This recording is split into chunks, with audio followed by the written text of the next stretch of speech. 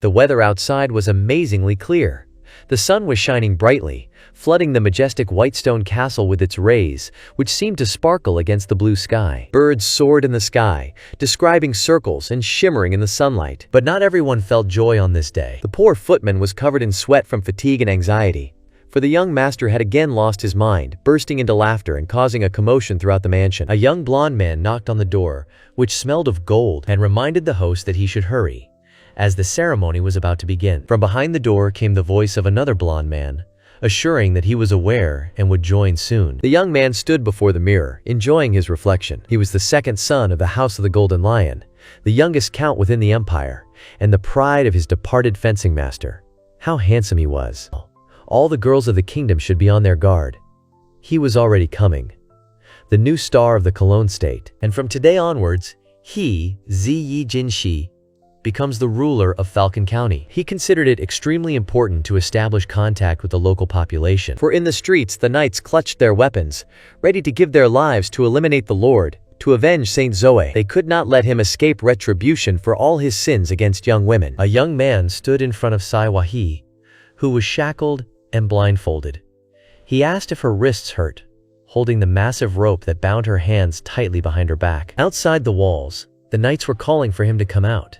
They encouraged each other, declaring that if they fell in battle, they would rise again. The Lord's servant had already been killed and lay lifeless, while the rest of the warriors entered the castle with the sole purpose of destroying their ruler. Eventually, a naked youth with golden hair was hung by a noose in the town square. No one had ever met such a disgusting and arrogant nobleman. This sweaty man spared no one. He destroyed many girls. Beautiful Zoe, a holy woman, preferred death to living with such shame. One of the knights, a brunette, the commander of the army, declared that he was going to confiscate the weapon that had become an instrument of evil. After that, he raised his sword and struck at the hanging lord. This was retribution for the desecration of the holy goddess Zoe. Suddenly the commander froze, having caught a strange distortion in space. Everything began to tremble, and in an instant he found himself in a completely different place.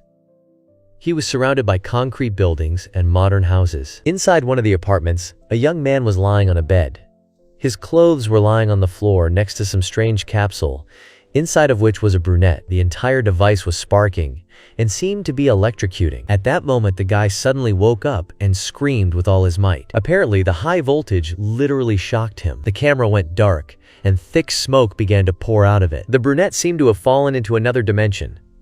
Glowing ribbons of all colors danced around him. His body began to spin in a spiral, carried away by a whirlpool of magical energy. And at the same moment, the baby's naming ceremony was taking place in the holy temple. The monarch held the newborn baby, wrapped in snow-white cloth, and offered prayers of gratitude for being gifted with another healthy son. As the child sobbed and stretched, the king decided to name him Sick. The fair-haired Mannix stood nearby. He exhaled heavily, spread his arms, and said that the boy who defeated the demon eventually became a monster himself. Who would have imagined that he would turn into the final boss in the game Kane Continent? Folding his hands in supplication, the young man swore to the heavens that he would become a worthy ruler, his eyes filled with bitter tears. He would not allow the fate of the previous lord at any cost. Suddenly, the interface flashed before the young man's eyes. The system was activated. A message appeared on the screen that the launch was successful, and now the antagonist's most powerful platform was available to him. The program tried to force him to take the blue capsule in his hands, but he resolutely moved away, driving it away, because he believed that he did not need any system at all. But the system refused to disappear. It notified that a new participant would arrive tomorrow, and then it asked, does he, destined to die according to the scenario, really want to leave the game? The young man raised his eyebrows and, asking for a little time, began to ask, what does destined for destruction mean? The answer came immediately.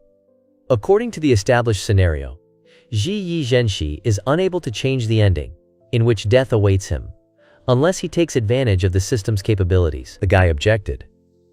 After all, in the previous version of the game, the Lord fell because he did terrible things.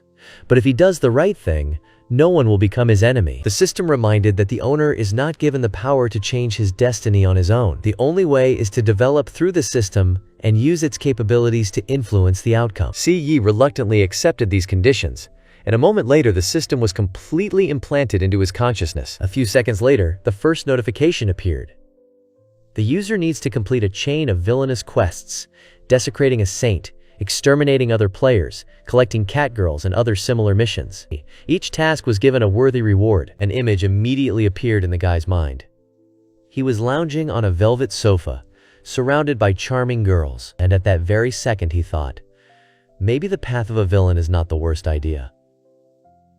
However, he was suddenly overcome by an uneasy feeling. Something was not working out here. After all, if he follows in the footsteps of the former lord, won't he repeat his tragic fate? The system responded that abandoning missions would result in zero progress. In this case, there are only 3 possible outcomes. The first is that one of the players castrates him. The second is that he is forcibly transformed into a creature called Lafia. And the third one is that he will simply die, and the system will find a new carrier. The boy flushed with anger. Was this program really making fun of him? Shi Wei-jin ordered his servant to go forward. The servant bowed in agreement. Sometime later, a young man rode down the main street on a white stallion, accompanied by a crowd of townspeople, and his escort rode behind him. People whispered among themselves, glancing at the newly minted ruler. One kid from the crowd pointed at the people in unusual armor, but his mother corrected him. These were not strange guys at all, but real knights. And nearby stood a young, fair-haired girl in a pink dress. She remembered how recently she literally melted under the Lord's gaze and was ready to give him the knight. He then gently tucked a lock of hair behind her ear. Ziwei Jin looked extremely tense, and those around him noticed it.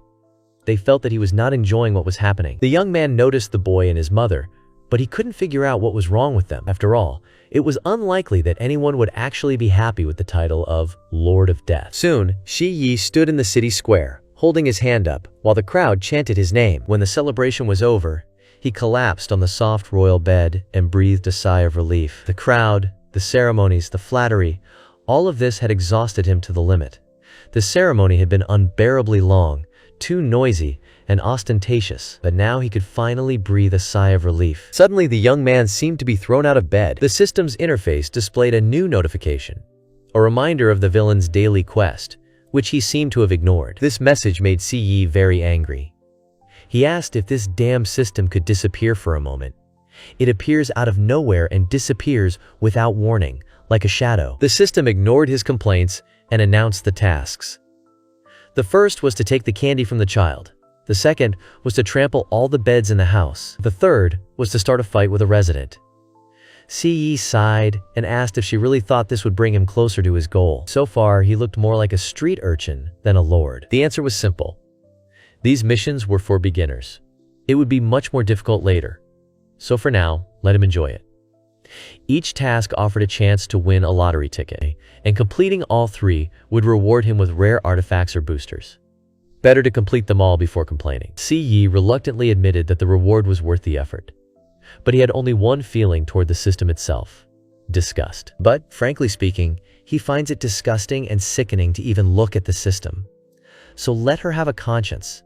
He is not trying to deceive her. But couldn't the system just show up without warning and scare the living daylights out of him? Especially in public. If this goes on, he'll start stuttering. How should he behave in front of his subjects? He's a lord, after all. The system responded calmly, explaining that it was a special case, and no one except the owner himself saw it. Moreover, the system continued, communication with it is possible mentally, and there is no need to speak out loud or shout. After some time, Zimwei slowly walked down the outer stairs of the castle while his servant was tidying up the blade. He looked at the young lord passing by and invited him to walk around the castle grounds. Soon they saddled their horses and rode out towards the city. The blonde smiled slyly, and the warriors accompanying him were perplexed by what strange behavior he was allowing himself to exhibit. At one of the crossroads, they met the same boy they had seen earlier in the square.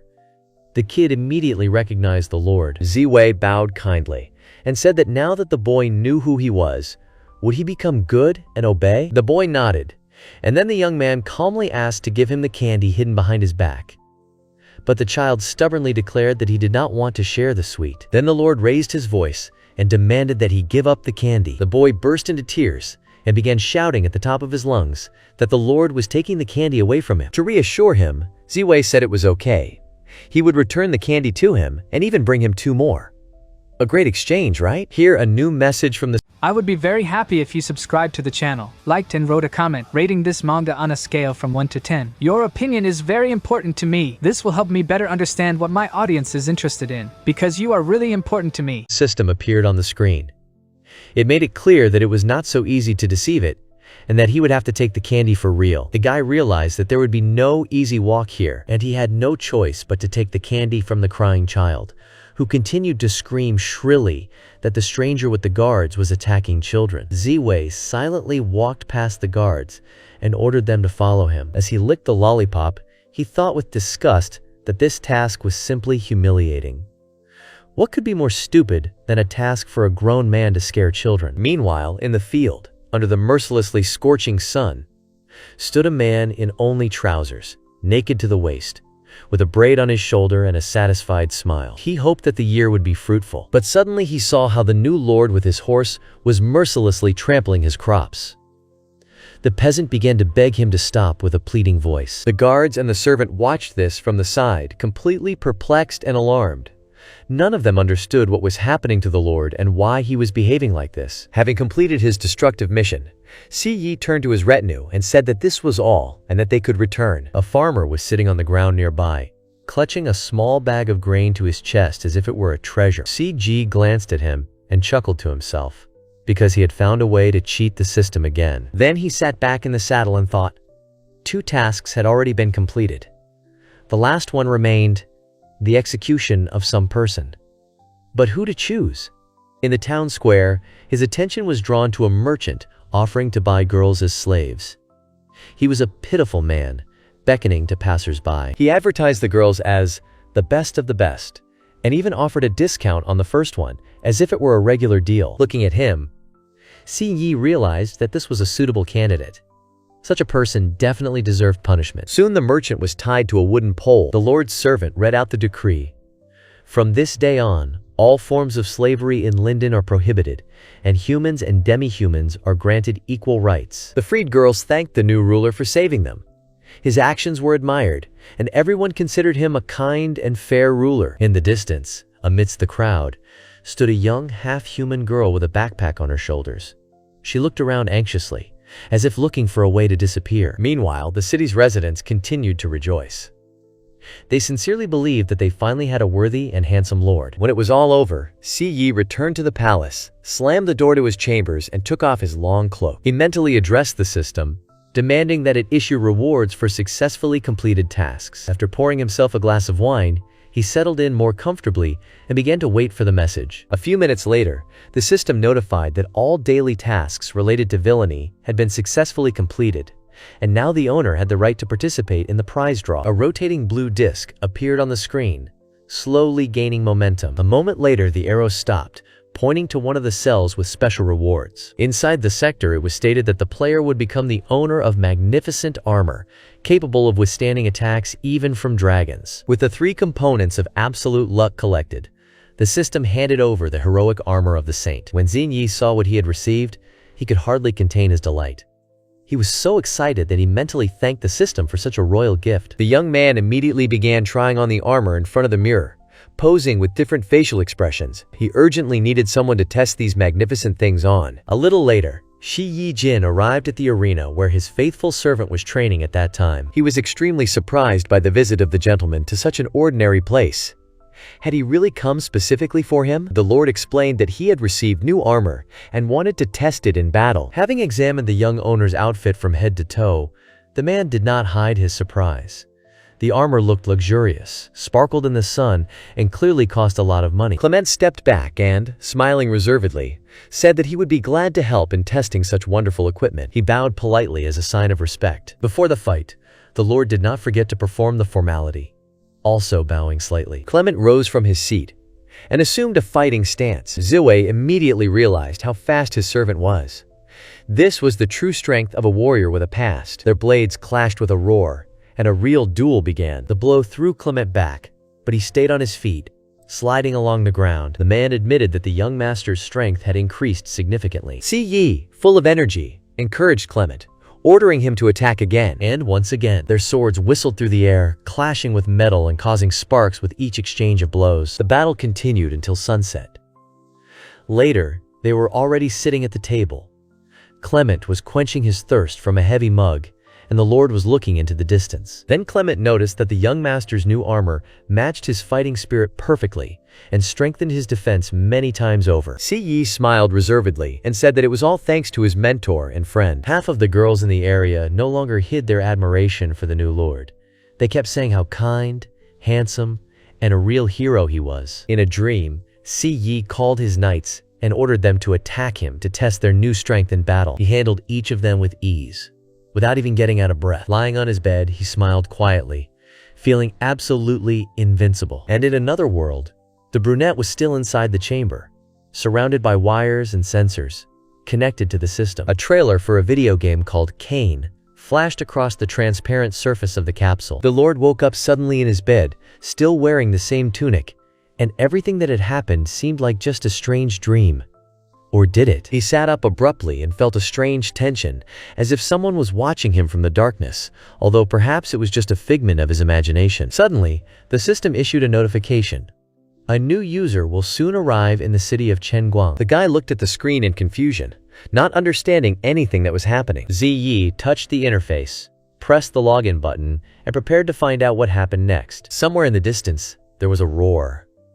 A powerful explosion shook the earth, and a giant dragon spewed flames, covering everything around. The woman in armor took refuge under the dome from the fire and shouted at the dragon that starting a war with the lesser deities was against the established laws. She was the goddess Malorn, patroness of the wild, one of the weakest of the gods. For the dragon, order and law were only a manifestation of weakness, fettering real strength. He grabbed the goddess with his clawed paw. It was the mighty god of war and fire, the middle god in the form of a flaming dragon. Struggling against his grip, Malorn promised that she would return and take revenge. The creature responded by asking why she should return if her patron had fallen, and the half-human people she had fought for would soon be completely exterminated. Meanwhile, the city center was in a bustle. Merchants were displaying their wares. Townspeople were rushing about their business. Shouts and footsteps could be heard everywhere. Wearing a cloak that even hid his face, the stranger handed the boy, whose ponytail was tied tightly on his head, a brightly glowing blue crystal. He explained that this artifact was capable of summoning spirits. With the help of spirits, it will be possible to gather an army and lead the fight for the freedom of non-humans. The time has come to put an end to oppression and injustice. Lord Ziwei leaned his hand on his neck and thought, since it was his first time playing, he shouldn't have missed any important scenes. He only remembered bits and pieces of the story that concerned the ruler. A man sat in front on a flying steed and asked how his master was feeling. Si Yi replied that he was perfectly fine. However, everything that was happening made him anxious. After all, when the goddess died, she put the rest of her power into a crystal, which later came to the main character. This crystal turned out to be nothing more than an artifact that connected the player and the spirits. When he played, the plot seemed logical to him. But now, being inside, he began to understand that this was not just a game, but real reality. And if so, could all this happen in his world? In that case, who exactly called him here? Perhaps one of the higher beings? Did this power help him activate the system? And if so, why? He, Shi Yi Jinshi, became a pawn in the hands of the gods. This was both a blessing and a test at the same time. When they returned to the air carriage, Clement asked Si Yi what had made him get up so early and go to Chenghua, which was on the edge of the domain. The Lord thought with a slight smile that he was actually doing this for his own salvation, but said out loud that he simply wanted to check the state of the lands under his control. It was better to be on guard than to deal with the consequences later. And Chenguang was a convenient starting point for such a path. Clement was pleased with his young master's prudence. He expressed confidence that the locals would trust him. The man also said that he hoped for no upheavals. Si Yi felt uneasy. What did he mean? Was there something unexpected waiting for him ahead? Upon arrival in the city, the young man asked, what did the previous owner do? How did he manage to manage the lands, despite their remoteness and barrenness? Clement told that the former lord, Count Katzalant, came from a glorious line of undefeated people and was a great admirer of the bard Yanlong. He devoted all his time to wars and practically did not work on the land. Suddenly, the blond man got angry and asked if he was talking about the same old man who was constantly slapping his forehead. The servant replied that in those days these lands were so small that a griffin had no room to roam. Xiao Yi Jinshi was embarrassed and asked if he should thank that old man for the fact that he now had such a vast domain. Suddenly, he heard someone nearby shout a threat. They were talking about an upcoming murder. He looked around the corner and saw several boys bullying a half-breed girl. One of them demanded that she call her brother. According to him, they were both equally stupid and had no place in this world. The girl was sitting on the ground in torn clothes, sobbing loudly. 2 animal ears stuck out from under her chestnut hair. She was brutally beaten, considered useless, and unworthy of life simply because of her origin. A girl with white hair stood nearby, wrapped in a cloak. She cursed, clenching her fists. She was about to intervene, but the guy held her back, saying that she would give herself away. The girl broke free and rushed forward. She couldn't watch a defenseless girl die in front of everyone. The young man said that they should wait for all the heroes to arrive, and only then would it be possible to free all the oppressed non-humans. Saving one girl was good, but wasn't it more important to help everyone? The blonde girl wanted to say something, but she was interrupted by a sharp scream. Zi Yijin ordered the hooligans to immediately stop bullying the unfortunate half-breed. Then he walked up to one of the attackers and dealt him a crushing blow to the bottom, showing that there was a price to pay for such antics. This young man had not yet really grown up, but he already thought of himself as someone. The new lord was going to teach him a lesson. The teenager began to cry from hurt and pain. The girl with the ponytails told her companion that they should step back and let others handle the situation. There was no need for help here. She carefully picked up the victim in his arms.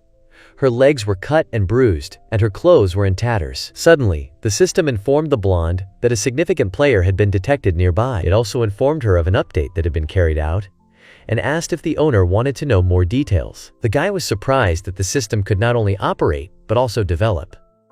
He was interested in what new things it had prepared. A moment later, the interface issued a congratulation on the opening of a new function, viewing analytical data. He didn't immediately understand the gist of it. Does that mean he can now study information about other people? The system explained. The user can now see details about characters of equal or lower level, as well as general information about those who are stronger. As a demonstration, the system displayed his personal data.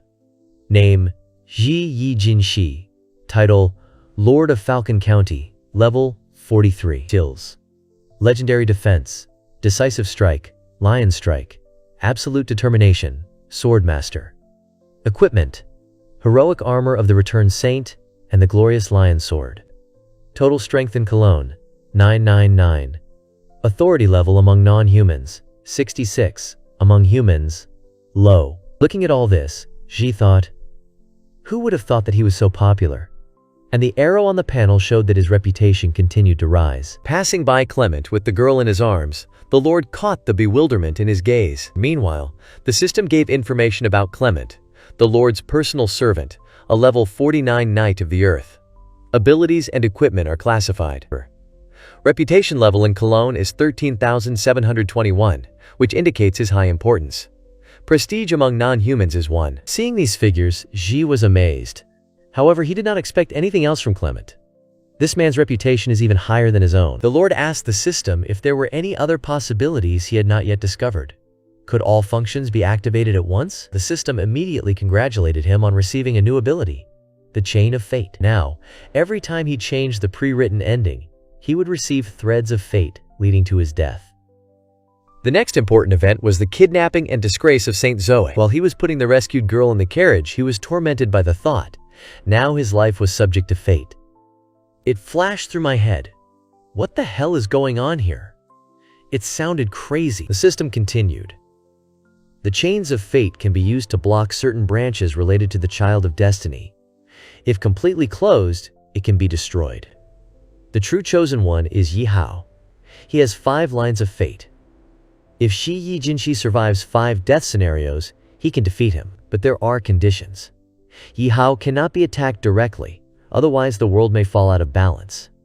An attack can only be made in case of a life-threatening situation. In all other respects, the owner has complete freedom. Having put all this together, Sia realized that, except for one prohibition, everything else strengthens it. But how can the game's antagonist act against the heroes if they are not yet strong enough? The first storyline has already been triggered, and he can now track the progress via the control panel. If all goes well, the next event will be as follows. Saint Zoe, together with Yi Hao and the spiritual heroes, will begin the liberation of the enslaved non-humans. In the process, they rescue one half-human from a slave owner, attracting the attention of the local guards. Soon, the soldiers decide to seize the goddess and offer her as a gift to some influential person. It is at this point that they encounter Yihao and his allies. Result: the heroes win, Zoe and Yihao take over Chengguang and part of the Lord's borderlands. At this time, Ji was thinking, are they acting under his nose? He can't do anything against Yihao, but the other players are a different matter. He grinned evilly, anticipating a countermove. Later, Shi Yi-jin arrived at Zheng Cheng's residence. As she approached the massive gate with Clement, she was immediately stopped by a guard who asked her the purpose of her visit. But then he noticed the golden lion symbol on the young man's chest and began nervously trying to guess who was in front of him. Realizing the guest status, the guard immediately bowed respectfully to the Lord. Meanwhile, the system collected the data. His name was Kuta Bai. His position was Chengguang's city guard commander. His level was 13, and his class was a mid-rank swordsman. Skills: Whirlwind Strike, Heroic Strike.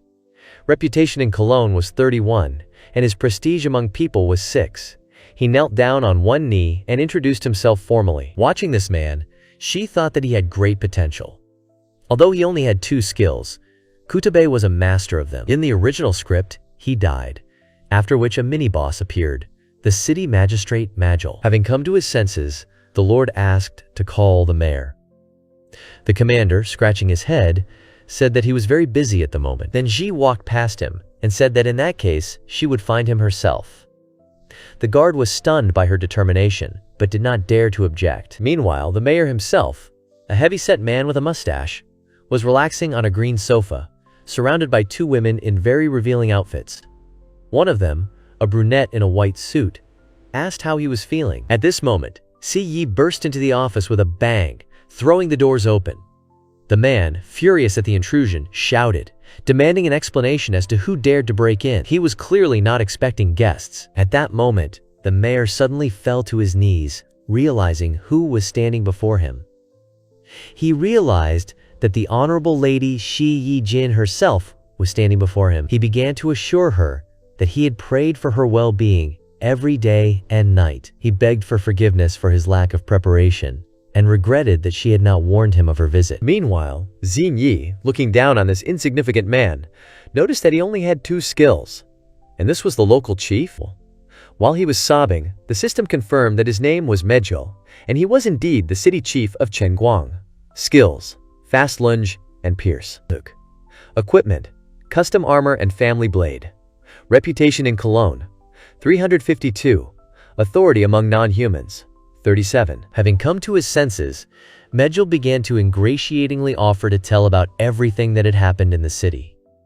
According to him, the situation was calm and stable. The lady laughed cheerfully in response, interrupting the flow of his excuses. Then her face changed abruptly and called him a complete fool who doesn't even realize that the non-humans are already taking over his house while he's lying on the couch with women. From now on, he's removed from his position.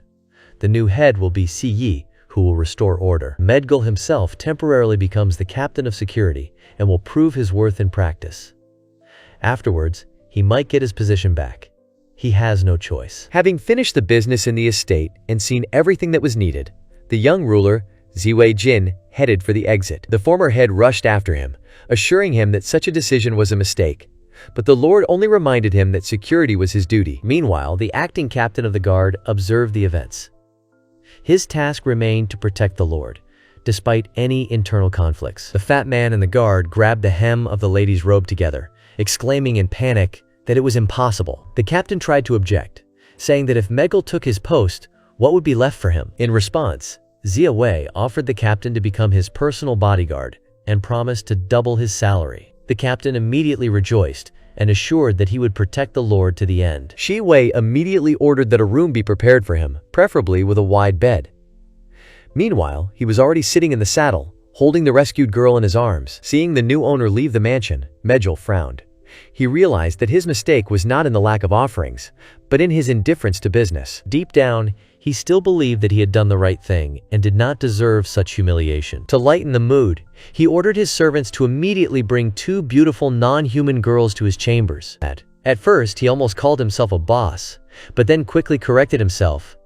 Now he is only a captain. The new guard intended to regain his former position, even if it meant removing that arrogant youth. Ziwei stood next to the girl who was lying down, wondering who she was.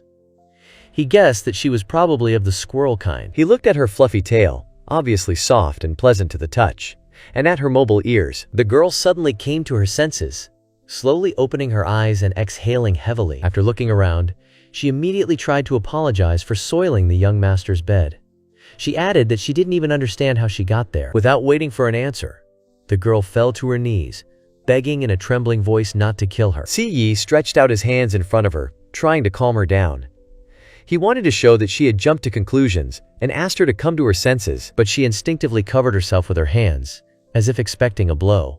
Was he really that frightening? The guy cleared his throat and asked why she was so afraid, since he had saved her. If she remembered everything, she should know how she was beaten.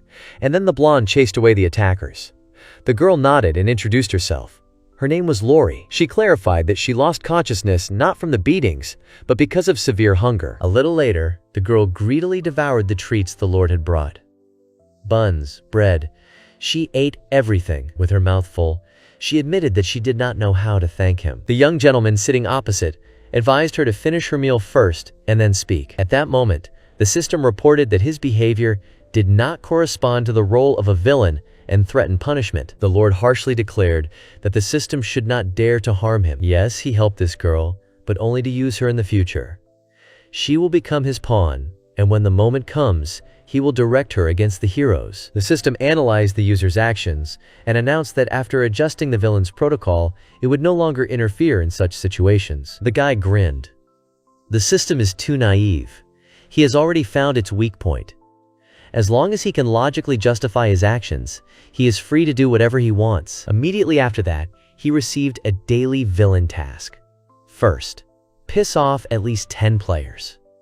Second, make Lori give him a massage and make the bed. Third, humiliate the chosen one, Yi Hao. As always, he was entitled to a generous reward for successfully completing missions. After completing current tasks, the system would form a new party, so it was necessary to act decisively. Shi Yi Jinshi was very irritated when he saw another set of meaningless, in his opinion, instructions from the system. Lori, who was enthusiastically gnawing on a chicken leg, looked up at her owner, noticing a change in his mood. Realizing that he was in a bad mood, she without hesitation handed him a piece of meat, hoping that it would help dispel his gloom. The young man only exhaled heavily and said that he did not need food. He also asked her not to address him as Lord. His name was Saiwei Jinshi, and he was the Earl of Falconland. In passing, Lori asked how she could show her gratitude for her rescue. The guy narrowed his eyes and said with a sly smile that he still didn't have a personal maid. From today on, she would work for him. He promised her 3 meals a day and 2 days off a week. In his opinion, that was quite generous. Meanwhile, on a slave trader's estate, a man was brutally beating non-human girls with wooden sticks. Their bodies were covered in bruises. They begged him to stop, but he enjoyed his unpunished power. One of the victims begged for freedom, saying that she had children at home. The man only grinned and promised that next time he would bring her entire family. At that moment, a knight in armor approached him, saying that he had arrived on orders and needed a batch of slaves for his master. The slave trader assured him that the goods had just been delivered, and each one was valuable in her own way. After this, he approached the captives again. He swung the whip, but his hand was suddenly stopped by a stranger. It turned out to be a player named Lin Farron. He asked the slave trader if he realized that such actions were illegal. The man responded, pointing to the half-naked captive, saying that they were not people, and therefore the laws did not apply to them. Fan remembered at that moment that this was a game where the rules were different from the reality he was used to. The blonde man threw a bag of gold at the merchant's feet and said that he would ransom all the captives. He, seeing the contents of the bag, perked up and with feigned joy declared that the client was very generous. Smiling a false smile, he added that one of the girls was reserved for the local ruler, Si Yi, but perhaps he could wait. When Fan heard the name Si Yi, he was filled with doubt. Wasn't Medjel the one who ran this city? Was the game wrong? At that moment, a group of bandits gathered around them, pulling out their weapons. One of them threatened. If they did not hand over their weapons, the consequences would be serious. The man immediately tried to escape from the scene, screaming. Meanwhile, Medjel himself, who had joined the conversation, stood up for the merchant. He stamped his foot and introduced himself as Chen Guang's leader. Commoners, he said, had no right to challenge authority. The bandits shuddered when they saw the real head of the city in front of them. He was level 11? That was too much. They were used to fighting low-ranking monsters, and his combat potential was many times greater than theirs. He even had hidden equipment. As soon as his name was spoken, he instantly materialized on the spot, summoning his protective divine sphere. He then summoned the warrior spirits. His team was thrilled at his arrival. Now they had a chance to win. Attacking the city chief, the players began to rejoice in their success. It seemed that he was losing strength, and the outcome of the battle was near. Soon Yihao delivered a crushing blow with his huge blade, and Mejil was thrown back. The players around him cheered, noting that even the NPCs were on their side. They had been fighting all day, and the main character had dispatched the enemy in seconds. Yihao approached, smiled, and said that light always triumphs over darkness. Greed and stupidity destroyed Mejil. He thanked everyone for their help, offering to take the remaining artifacts as a reward. Farron agreed and suggested going to the elder's residence before it got dark. A little later, the team reached the castle, and at the entrance they were met by Shi Yijin, standing with her arms crossed over her chest. No one expected anyone to meet them there. The blonde looked at them coldly and said that they had killed his guards and now hoped to take his property. They were doing whatever they wanted on his land. Wasn't that too much? The group of players looked at the young man in silence. Who was he? Perhaps he was another boss? Fans suggested checking his details first and then making a decision. In the end, they found out that the person standing before them was Ji Yijin, the new lord, a level 44 Earth Knight, and a nightmare for opponents. The reality stunned them. It seemed impossible. Players were confused. What was Lord Falcon doing in this place? Shouldn't he be in Linda? Was all this movement just meant to make it harder to complete? Beginners are supposed to fight bosses. But level 2 heroes against a level 44 enemy? This is insane. One of the girls standing in their group noticed that despite everything, his character model was worked out to the smallest detail. He was really attractive. Lynn Farron turned around and asked if they understood what they were saying. However, it seemed that for the sake of trophies, the boys were ready to throw themselves, even at such a formidable opponent. They wondered how much gold they could get if they could defeat this mysterious Lord Shiwei. Yihao sighed heavily and decided to formally introduce himself to the ruler of the Falcon Lands. He added that the Lord probably had not heard of him yet, but in the future he would definitely learn this name. The boy was full of determination. Meanwhile, the system completed the analysis. Name, Yihao. Status, Lucky of Fate. Current level, 11th rank Knight. Possession, Cleansing Strike, Shining Aura, Sacred Barrier, and Basic Combat Mastery. Equipment includes strong armor, but the details remain hidden. Shi Yijinshi smiled wryly at such a low level. If it weren't for the system restrictions, he would have wiped this player off the map long ago. He drew his sword, from which a golden dragon burst forth, and with an icy gaze introduced himself to his companion. With a chilling determination, he moved forward. His flaming lion roared and attacked, and Yihao realized that his shield could not withstand such power. This was not just level 44, this was the abyss. A few moments later, the ground opened up, leaving behind a giant hole in which the opposing team disintegrated. The crater was about 10 meters wide and 1 meter deep. This was enough to completely demoralize the enemies. They did not understand what had happened to them, either an explosion or a trap. One of the players complained that he was standing outside the kill zone, but still fell into the pit. Another complained that he only had 250 strength points, while the enemy had dealt more than 120,000 damage. And all this without a critical hit. In a panic, they began to look for where their main hero, Yihao, had gone. The guy with the tail was sitting a little further away. According to the script, they were supposed to defeat the city chief. But where did this new character come from? He stood up and asked the Lord a question. Why does he value his people so much if he uses them as tools? The blonde was stunned by such straightforwardness. He made a mental note to clarify the situation. When had he used them for his own benefit? However, Yihao was already determined and declared that he was going to fight for justice. He activated the power of liberation. Ziwei Jin acknowledged that the player's potential had increased dramatically. He had reached level 45, one level higher than the Lord himself. This was to be expected from the Chosen One. If the previous Lord had encountered this, he would have been long gone. Yihao is determined to prove himself worthy of his strength. Despite his young age, he is eager to fight. Their blades met with a roar, like ice and fire. The fight was intense and deadly serious. And then the system issued a critical threat warning. The Lord received an order to immediately stop fighting the Chosen One. Yi was stunned by such a ban. Yi Hao used a holy aura, and a powerful stream of power sent the Lord flying away as if he were a feather. Yi Hao's group cheered him on, shouting that he would definitely win. No one expected anything less from the protagonist. It was unlikely that anyone would expect to encounter a boss of such a level at the very beginning. But Yi Hao continued to fight bravely. Shi Yi Jinshi looked at them and became more and more convinced that they were sincere. But if they knew that everything that was happening was not a game but reality, no one would speak with such enthusiasm. As Yi Hao was about to strike again, Si Yi immediately called Clement. The servant rushed into battle, while the Lord calmly watched, not hiding his mockery. Yi Hao was amazed. Why did this unknown old man enter the arena instead of the ruler? Shouldn't there have been a fair fight? The system updated Clement's data, and players learned that his level is 49.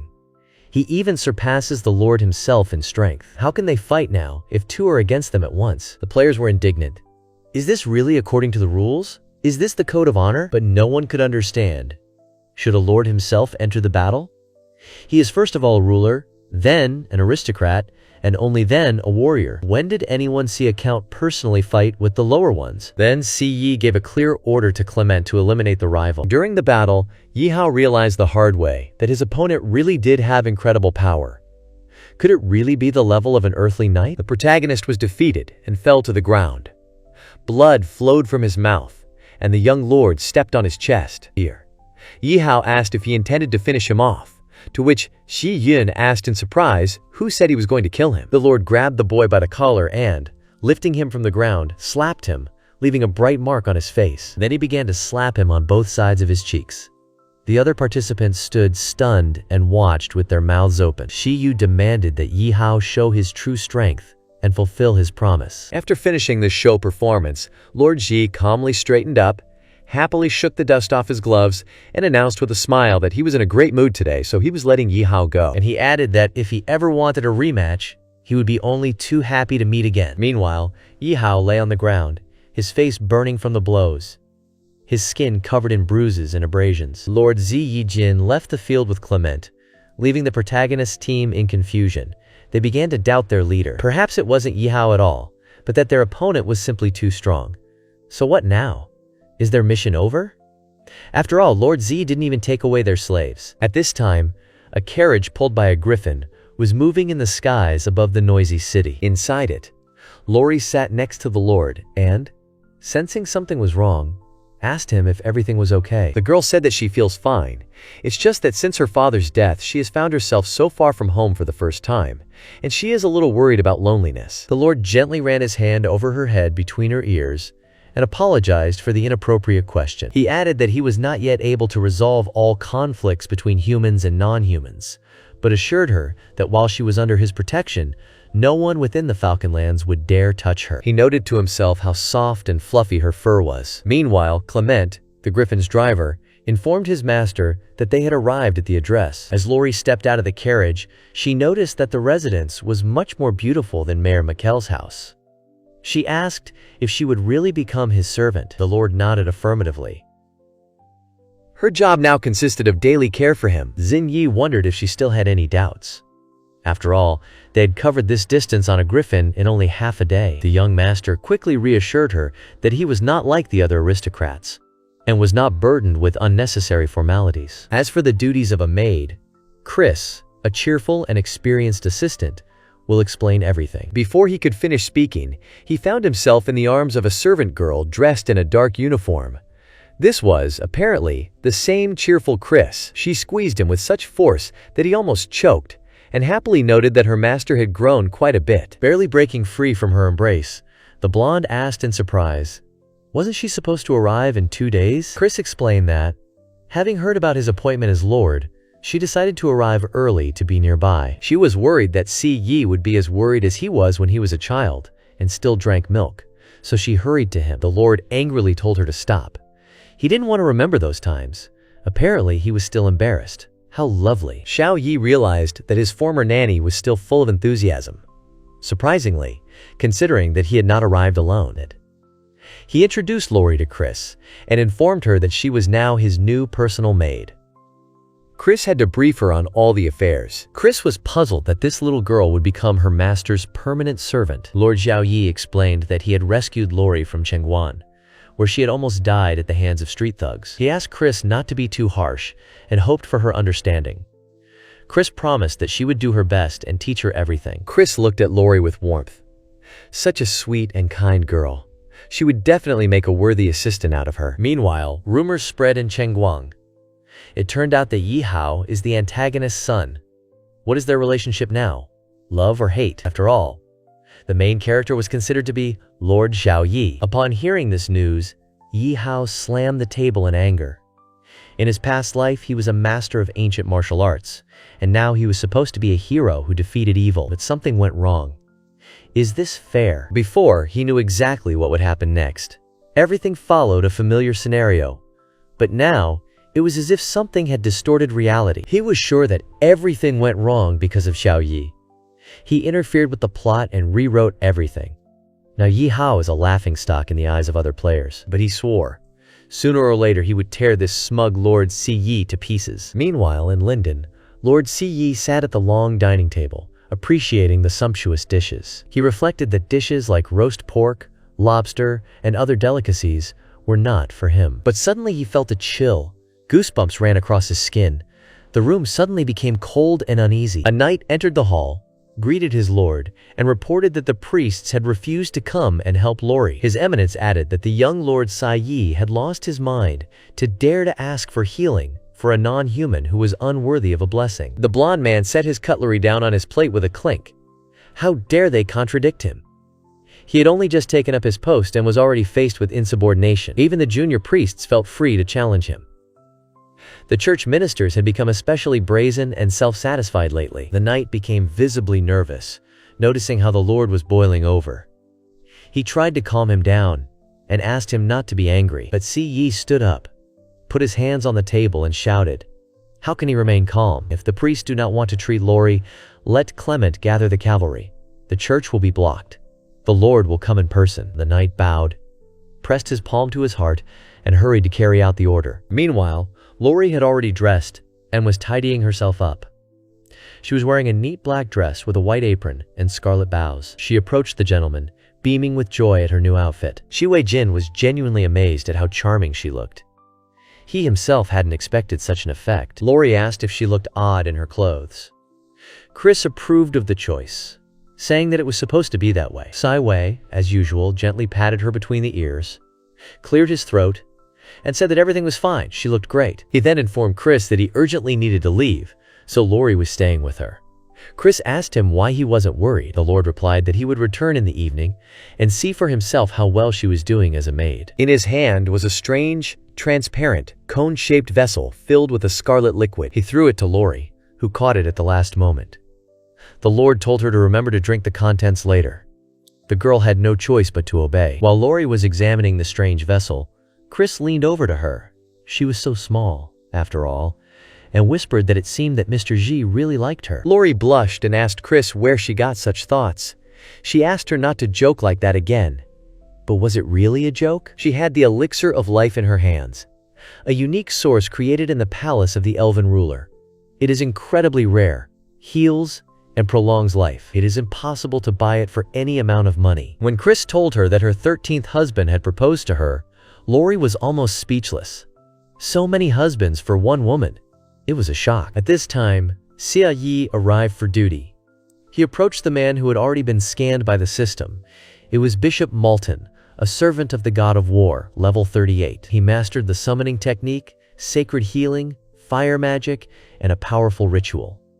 He wore a bishop's robe and the fire heart staff. Reputation, 7,324.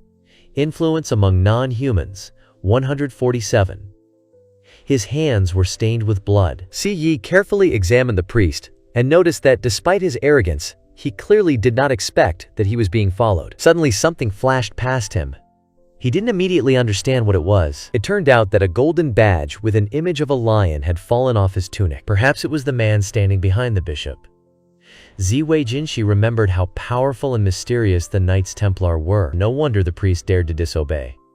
He had a protector. The young ruler turned to Bishop Malton and reminded him that his cleric had disobeyed orders. According to the laws of the empire, he had the right to execute, and now was the last chance to say something. For the first time, the bishop spoke.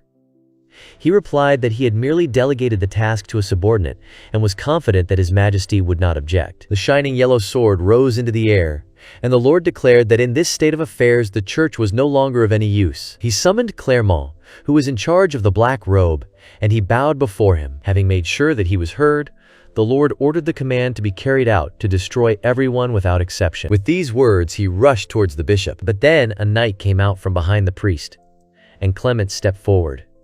He declared to his opponent, who was hiding his face, that he would be his rival.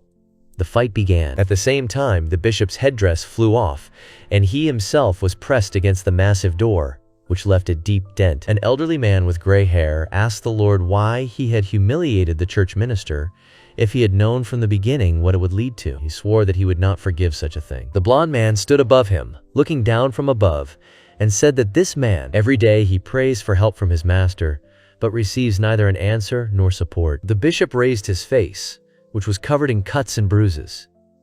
He muttered that God would surely punish this young man's. Zai Yi Jinshi only grinned and said that he would look forward to this moment with interest. Malton began to pray, but at that moment he was struck by a sword. The courageous servant of heaven accepted his fate and wished to become an instrument of the Lord's will. There was a blinding light. The bishop covered his face, and then a heavy, nagging anxiety came over him.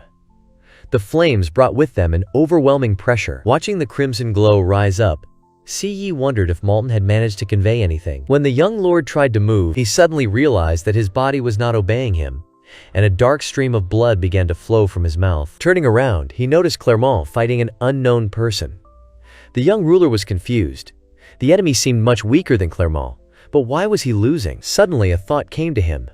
Could it really be that here, in this temple, he would find his death? Zi Yijin knelt down and looked at her hands, which were covered in a soft blue light. The sensation was strangely pleasant, and the pain was gone as quickly as it had appeared. Even the wounds had disappeared. The young man chuckled. Perhaps the deity really was on his side? At the same time, Clermont continued to fight the man in black. He did not understand why he could not defeat him. With a sarcastic grin, he asked the old man if he really thought he could win. It was time to admit defeat and accept the end, because the forces were clearly not equal. The fight continued. Darkcloak, looking at the bishop, began to understand that Malton was not able to cope with the new lord. But it was still not worth counting on him. Accepting defeat, Clement bowed down and apologized to his master for not being able to cope with his task. The blonde calmly said that there was no fault in his actions. This enemy was clearly not simple. He could not be underestimated. He did not even feel pain. Most likely a product of the Holy See's experiments. Very interesting, he thought. So the boy is familiar with the shadowy secrets of the papacy. But alas, such knowledge often leads to premature death. A massive beast with crimson eyes suddenly appeared before the Lord's eyes. A real werewolf. Apparently, the Holy Throne's methods were far more perverted than they could have imagined. Yi immediately began collecting information. The creature's name was Carter. Status was Knight Templar.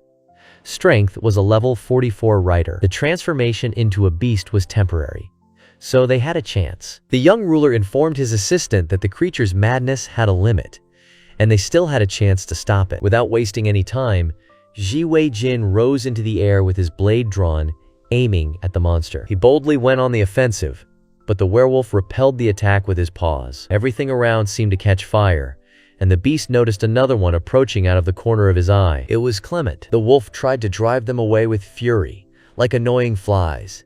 Yi realized he couldn't wait any longer.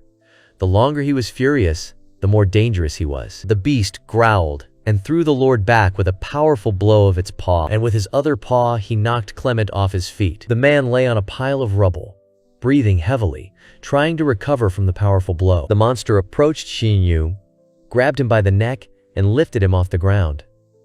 The boy seemed weightless. At first, the werewolf wanted to deliver them to his master, but now he decided to simply devour them. The wolf had already opened his mouth full of fangs, but the Lord did not flinch. He waited patiently, and when the beast approached, he punched it in the face with all his might.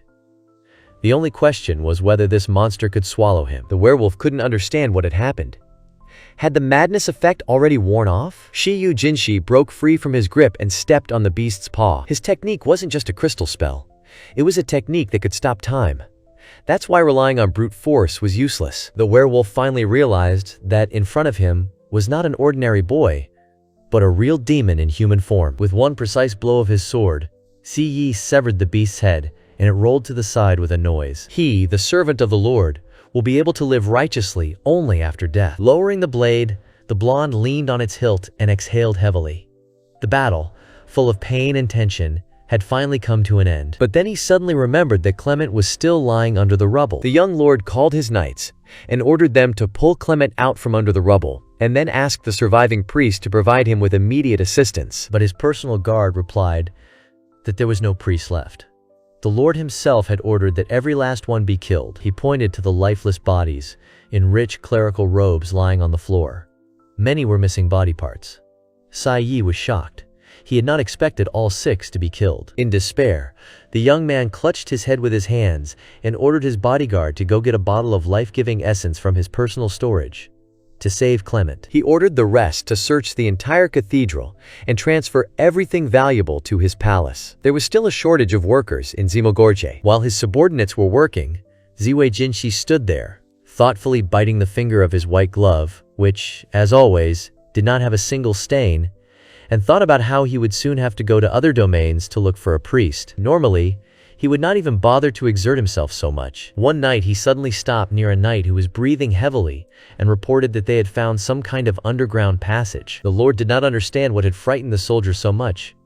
He came running with a panicked look. The knight explained that the matter was serious, and it would be better for the master to see everything in person. He led him down, lighting the way with a lantern. When the door on the right was opened, the young ruler immediately smelled a disgusting smell. Looking around, he noticed piles of bodies.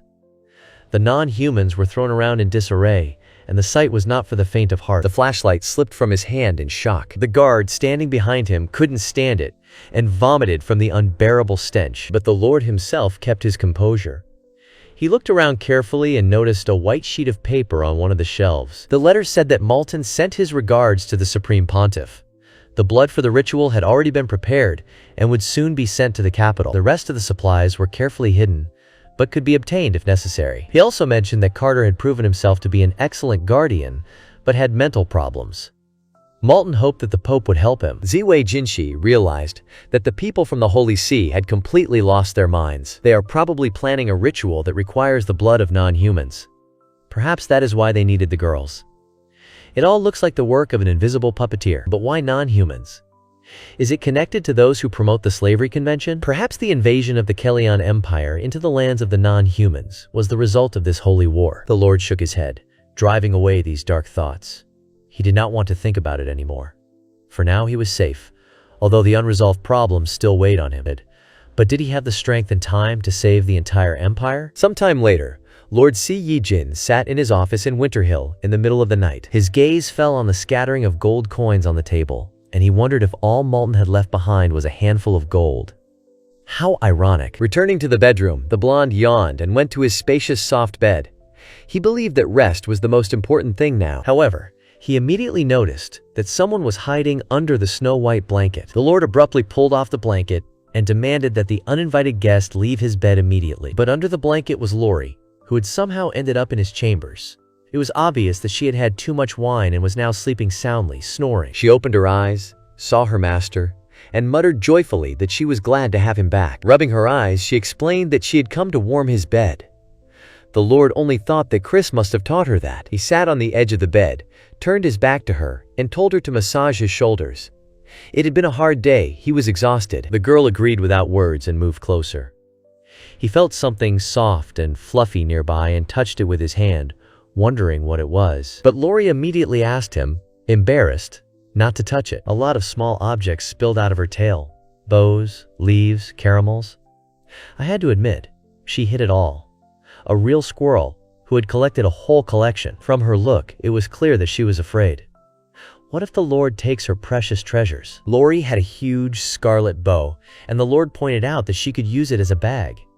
If she found something valuable and wanted to keep it, she shouldn't hide it in her tail fur. The girl threw herself on his neck, thanking him sincerely. Then she added that it was already late and asked permission to stay and take care of him. Teacher Freeze would have been pleased with his pupil's progress. A little later, the Lord asked Lori how old she was, and she replied that she was 18 in human years, which meant she was 16 in demi-human years. In her race, maturity occurs at 14. The young lord was clearly pleased to hear that she had already come of age. At that moment, the system activated and sent a notification. It recorded an increase in hormonal levels and an increased heart rate. The system considered that the owner was probably preparing for biological reproduction. Judging by recent contacts, the arousal was related to the maid, Lori. At the same time, the system noted that Lori is physically weak, and any actions can harm her. Before continuing, it is necessary to improve her general condition. Sai curled up on the bed while Lori mumbled uncertainly that she hadn't made the bed yet. Miss Chris said it was her duty to hug the Lord. Mixed emotions swirled around in the blonde's head. Guilt, shame, internal norms.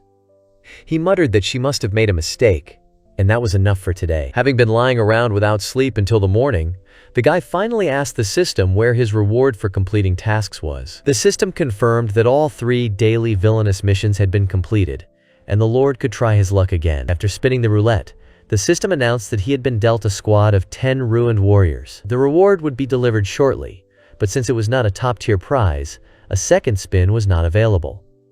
In conclusion, the system wished him luck. The young man was slightly disappointed that he couldn't play again. However, he now had powerful reinforcements, the elite fighters of the Orc Empire, seasoned in battle. They were not inferior even to the Knights of Cologne. However, Ms. Ziyijin did not fully understand the principle by which the system distributed resources. Suddenly, a bright blue light appeared in the room, in which a silhouette began to appear. The Lord did not expect this in the early hours. Before him stood the very warriors he had won in the lottery.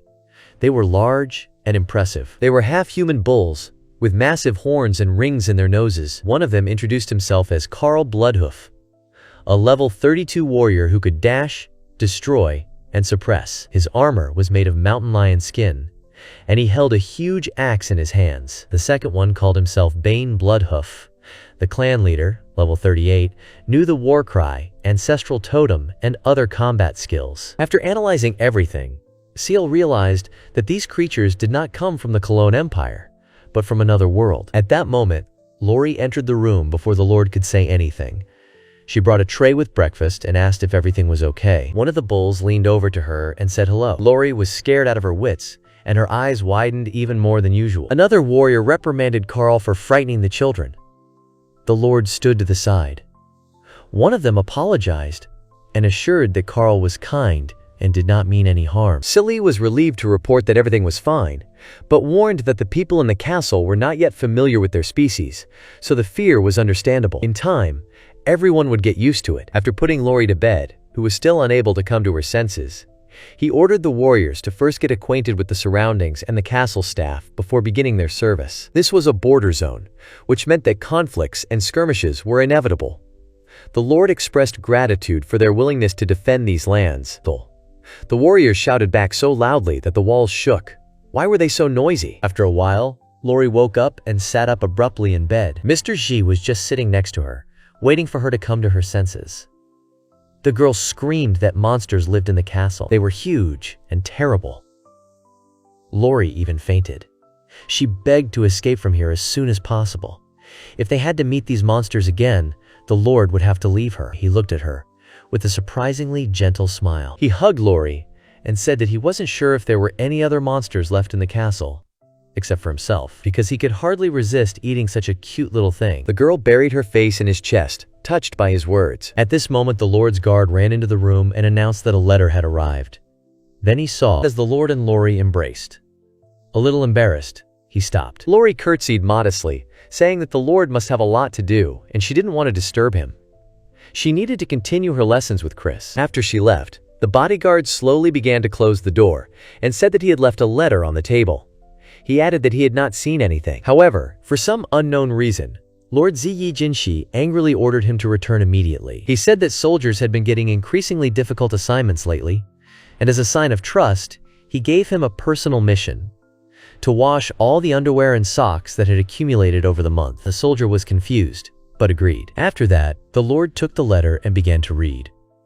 It reported that orc attacks had become more frequent in the region of Hai. The author asked for support and hoped for the Lord's quick help. Shi Yijin did not immediately believe that this was a genuine request for assistance. Hai was located south of the Falcon Lands, closer to Chengguang, and acted as a buffer zone against the orcs.